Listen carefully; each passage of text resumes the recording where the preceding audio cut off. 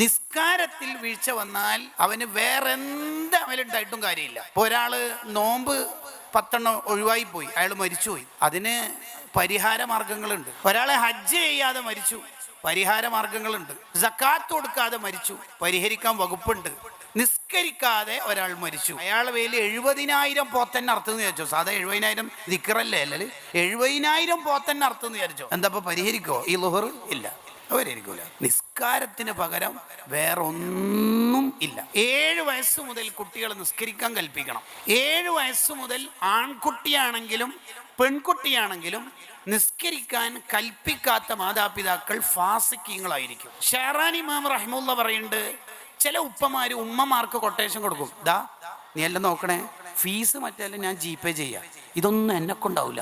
ആഹാ, അങ്ങനെ പറഞ്ഞാൽ മതി. അത് ഇമാം ഷാറാനി തങ്ങൾ തൻ്റെ ലവാഖി അൻവാറുൽ ഖുദുസിയ ഫിൽ ഉഹൂദിൽ മുഹമ്മദിയയിൽ പറയുന്നുണ്ട്, ചില ഉപ്പമാരങ്ങനെ ഉമ്മമാരെ ഏൽപ്പിച്ച് തടിതപ്പാൻ നോക്കാറുണ്ട്, അതൊന്നും രക്ഷപ്പെടാനുള്ള മാർഗ്ഗമല്ല. ഓരോ വഖത്തിനും കുട്ടിനോട് പറഞ്ഞാലേ ആ കുട്ടി നിസ്കരിക്കുള്ളൂ എങ്കിൽ ഓരോ വഖത്തിനും ഉപ്പയും ഉമ്മയും പറയണം. ലേറ്റായിട്ടല്ലേ ഉറങ്ങിയത്, അതുകൊണ്ട് സുബീക്ക് വിളിക്കണ്ട എന്ന വിചാരമൊന്നും അല്ല കുട്ടികളോടുള്ള കരുണ. കുട്ടികളോടുള്ള കരുണ എന്ന് പറഞ്ഞാൽ അക്കുട്ടി നരകത്തിൽ പോകാതിരിക്കാനുള്ള പണിയെടുക്കലാണ് എന്ന് ഇമാം മഖ്ദൂം റളിയല്ലാഹു അൻഹു വലിയ മഖ്ദൂമങ്ങൾ അവിടുന്ന് നമുക്ക് പഠിപ്പിച്ചു തരുന്നുണ്ട്.